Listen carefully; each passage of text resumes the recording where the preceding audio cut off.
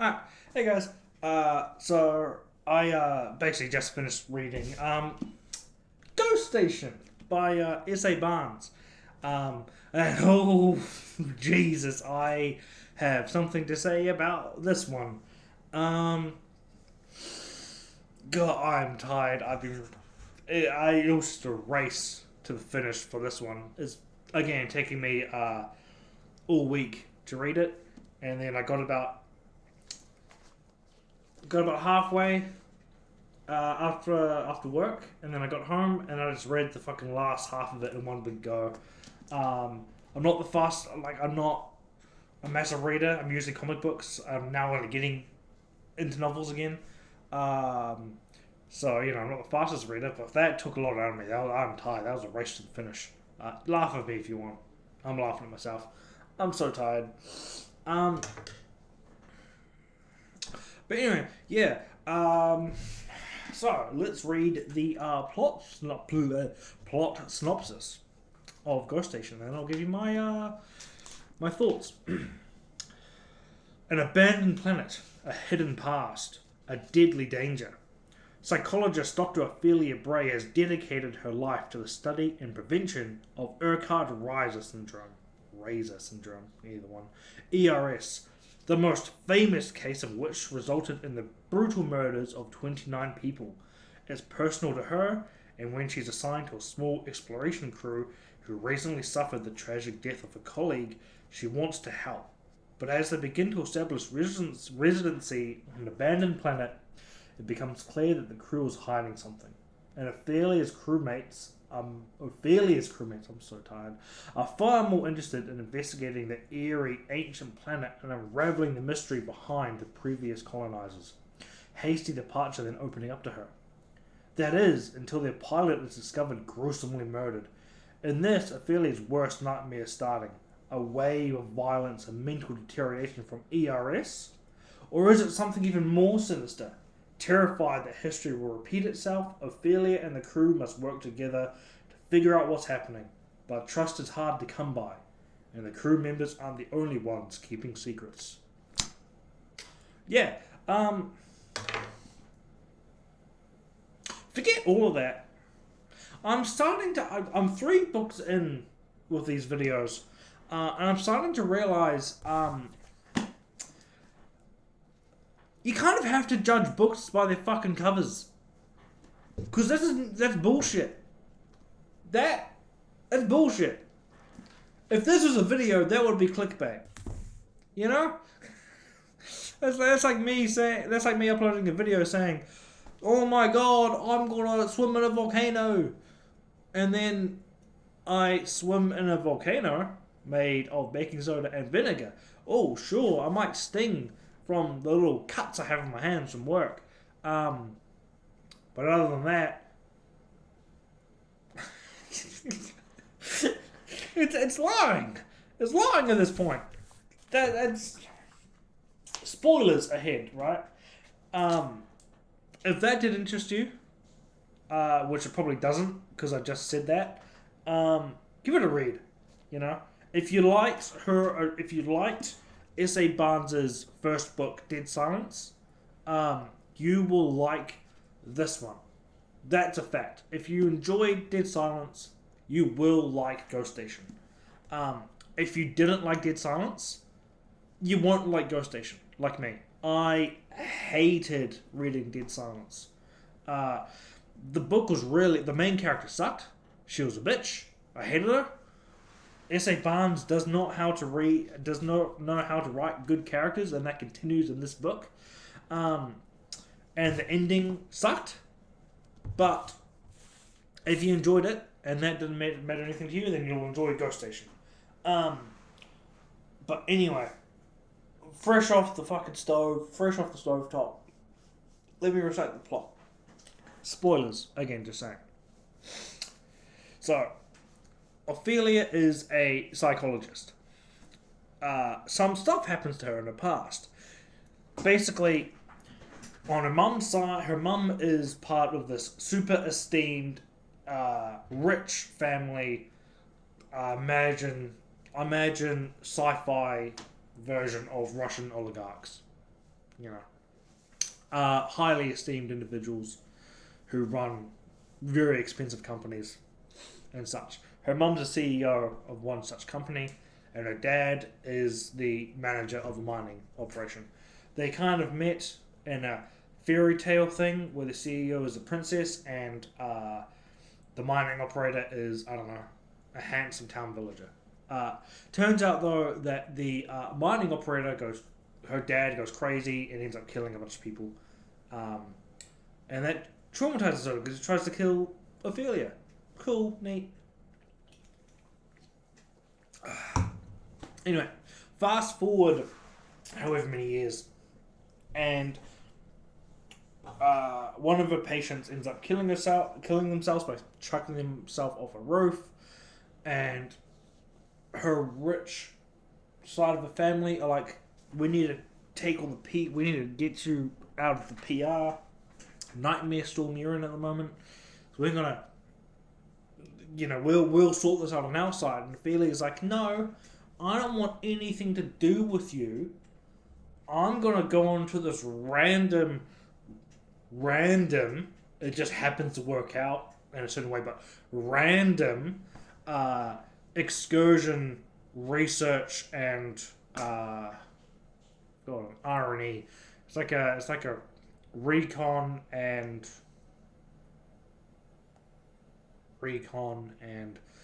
I don't know.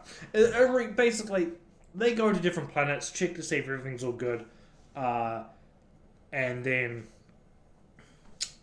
yeah. Is everything all good? Yep. No aliens? Nah. All good. Jeez, I'm so tired. Fuck, it's already been 7 minutes. Anyway, so they go on this mission, and as soon as she meets the fucking team members, she's already a bitch to them. It doesn't help at all. It doesn't make you like the character. She meets these team members. She is supposedly meant to be on the same authority as the mission leader, as the team commander.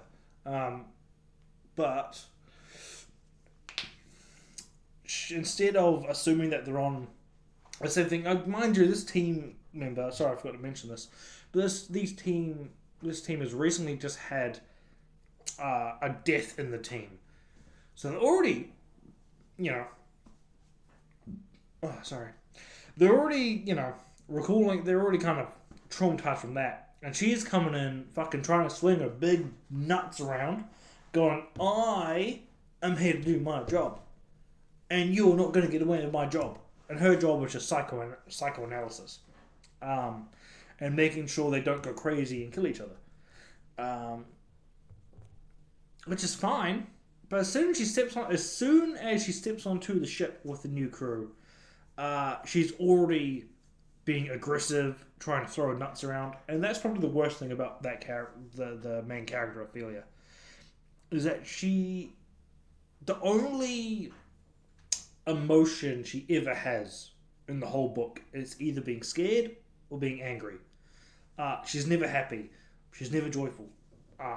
She's always angry, and because of that, she makes the worst possible decisions. It's very annoying. Anyway, they come down to this planet, and they stay in this old base from these other R&E teams that have been there. And there's old alien city. There's an old alien city there, and like two massive towers in the background.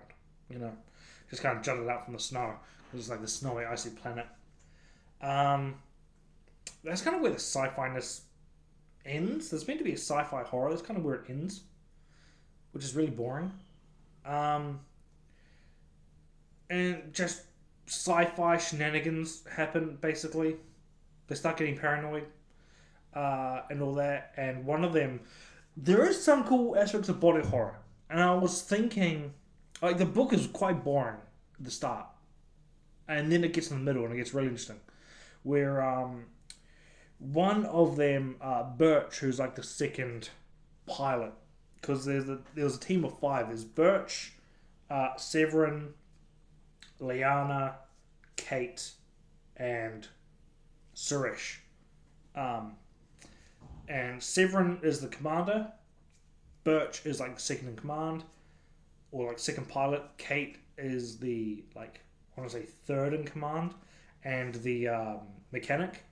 Liana is the communicator, and Suresh is just a dude,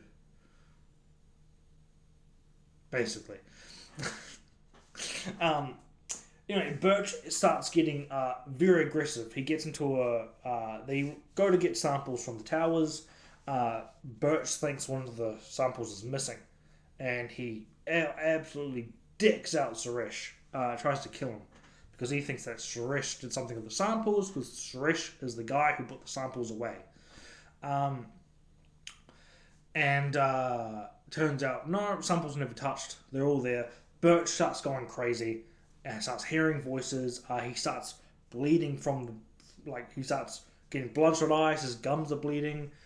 He starts developing this rash on his arm that he keeps scratching. And some really interesting body horror. He ends up stabbing his eye out with some scissors and slicing and gnawing at his arm to get at whatever's under his skin. And he kills himself. And that is really cool. I wanted more of that. That's really awesome. That got me really suspense. And I was on this bloody roller coaster going, oh my god, this is finally getting fun. I'm having a good time. And then it just doesn't go anywhere from there. It doesn't build up the suspense. They start getting, the rest of the crew start getting infected, as you will. And they start developing the same things: blood noses, bloodshot eyes, the rashes, which move under their skin as they press. The main character goes to press her arm to test the rash, and the bumps on the rash move away, and then when she takes finger off, they kind of move back, and that's really cool. And they kind of move throughout the body, and they can feel them move. They can feel whatever's in their skin moving throughout the body, and that's I was really excited for that. And it just doesn't lead anywhere. Turns out the two big towers that I mentioned earlier, are these alien structures, obviously, but these alien structures that are. It's never explained. Either they're sentient alien beings themselves, or if they're another species of alien technology. It's never really explained. It's kind of left up in the air, but not in a good way. It's more left up in whatever you think. If you think it's aliens, you're right. If you think it is technology, you're also right. That's what I mean by left up in the air. It doesn't have a definitive answer, and it's not a nice answer either. It's not oh, that was nice. Glad I got the answers to that. No, it's just okay. And Liana and Liana then also dies because the whatever from the towers that has infected them starts luring them towards the tower. Yeah, so basically Dead Space and Monoliths, they are getting attracted to it in a sense. Liana ends up touching it, and everything that was in her body from the towers ends up kind of bursting out of her skin to get to the tower. Which is interesting. That's cool, but it doesn't I wanted more from it. It doesn't give me that. It doesn't give me that gross body horror that I was expecting from earlier. You don't get that. It's very disappointing and very it's not gory. It's not interesting. It's not fun. It's not ooh, gross, icky. That's awesome. Ooh, it's so icky and gooey. Ooh. Well, it's not that. It's not helping my goopy goblin brain with that. And then shenanigans happen. They get off the planet. End of story. And I know I explained that, very monotonely, but that's how it happens. Not much happens along the way, to be honest. But I want to talk about characters now. So that was the plot. Characters, like I said earlier, the main character is just not likable at all. She's aggressive all the time. She's uncompromising. She's constantly trying to, swing her fucking big dick and big nuts around, when it's not her space to do that. Again, I don't mind, cool space chicks. I don't mind that at all. But S.A. Barnes doesn't know how to write cool space chicks. She thinks a cool space chick is an aggressive, teenage angst, 30-year-old. That's not a good character. That's just a Karen.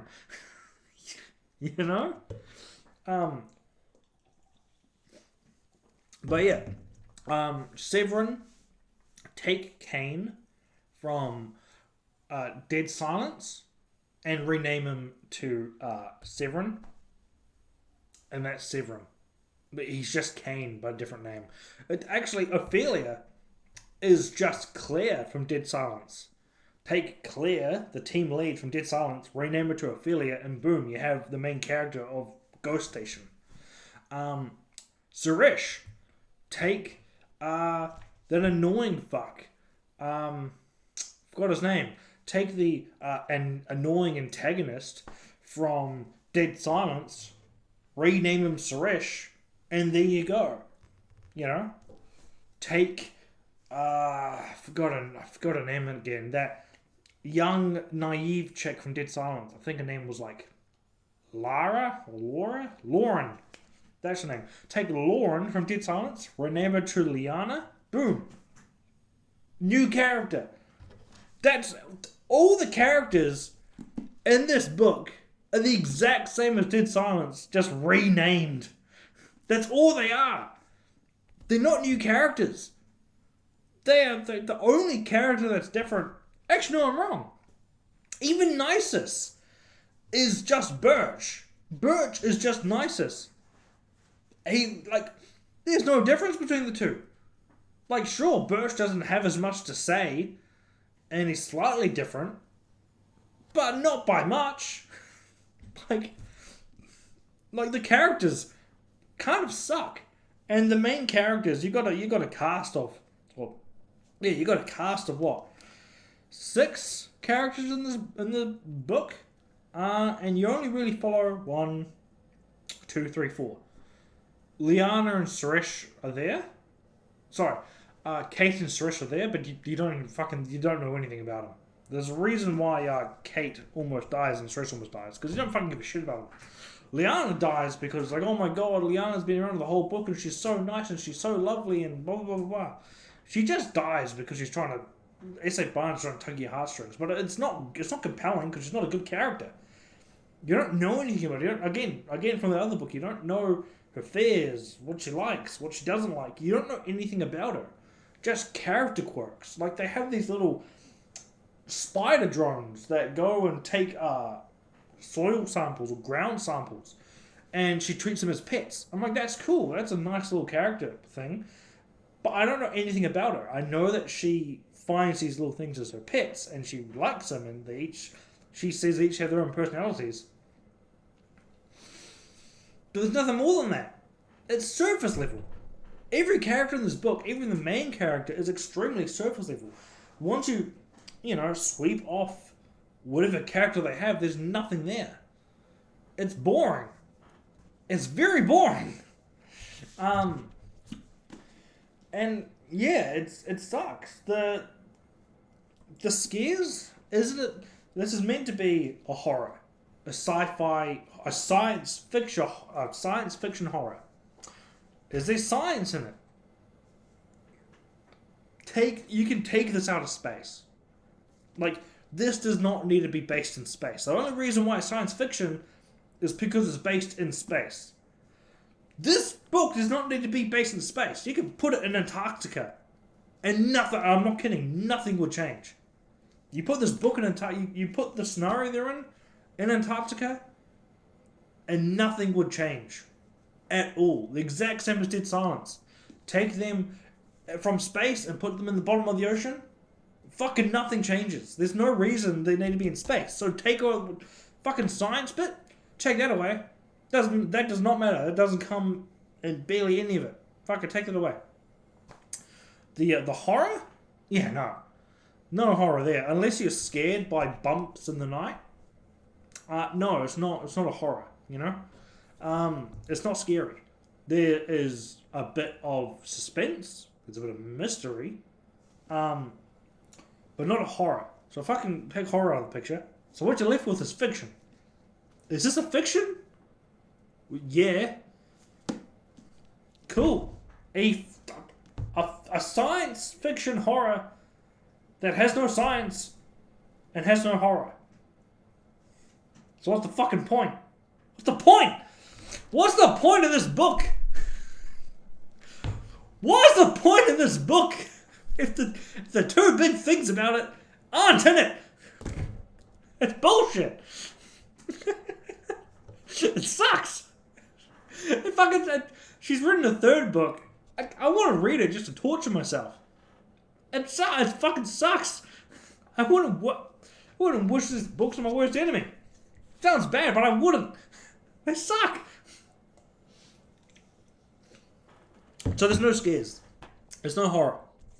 The story itself really draws itself out. With the small amount of stuff it has, fucking draws that out. It fucking draws it out. You get a little piece of bubble gum, and you fucking draw that shit out. And that's that book. Get a bit of Play-Doh, make it into a fucking worm, stretch it out. That's the book. It's stretched out. There's no substance to it. Whatever substance it was is fucking stretched and pulled to fit the narrative that S.A. Barnes wants for her book. But it's not good. It's not good when you stretch it out because it loses the impact you want when you stretch it. It loses integrity. It's not... Exactly, it just loses the integrity. It's not there anymore. Yeah, so that's... I don't know. It's just... I thought it would be decent. You know, I was hoping that, her second book, at least under her name, because the actual author is called Stacey Cade. I haven't looked up if Stacey Cade has written anything under her actual name. Everything she has is under her pseudonym, S.A. Barnes. So I'm not sure. But, yeah, but I thought as a second book she would have improved. But no, it is... And as I was reading it, I was confirming it to myself. It is a remake of Dead Silence. That's all. I'm not kidding when I say that. People suffer paranoia. They suffer hallucinations. They get violent tendencies. That's the exact same shit from Dead Silence. It's just Dead Silence. It's just Dead Silence. The exact same characters in the almost exact same scenario with different names. Even the big, bad, evil corporate shenanigans happen. This book is even caused by evil corporate shenanigans. It's the exact same book, but a different name. Just get Dead Silence and call it Ghost Station, and fucking there you go. You want Dead Silence? There, read Ghost Station. You want Ghost Station? Read Dead Silence. They're the same book. It's the same book and the same bullshit. There's no originality. There's none. I thought I was enjoying the book until I realized that. And it just it irks me. It annoys me. I am annoyed thinking about this book. As soon as I didn't even get... Usually I give myself with The Last Children of Tokyo, I gave myself a good week before I made the last video. Same with Dead Silence. I read that and I gave myself a week or so before I made that video on it. I finished reading this half an hour ago. And that annoys me that much. Oh, I'm enjoying being able to yell at this dumb piece of shit book. Because it's a horrible book. By a horrible author. Can I write anything better? Probably not. But does that mean that she's a good author? I don't think so. To be a good author, you have to write something good. Not copy and paste and change names. Oh, jeez. But yeah. This is getting long enough. I'm ranting. I'm going on a fucking massive rant at this point, so I gotta end this. I gotta end this before I get before I get a little bit too crazy and start fucking tearing the fucking walls off and before I start smashing shit. Oh fuck! Before I start fucking smashing shit. I don't want to smash shit, so I'm gonna end this here because I don't want to smash it anymore. But yeah. Hope you enjoyed it. Hope you stay around. But yeah, alright, see ya.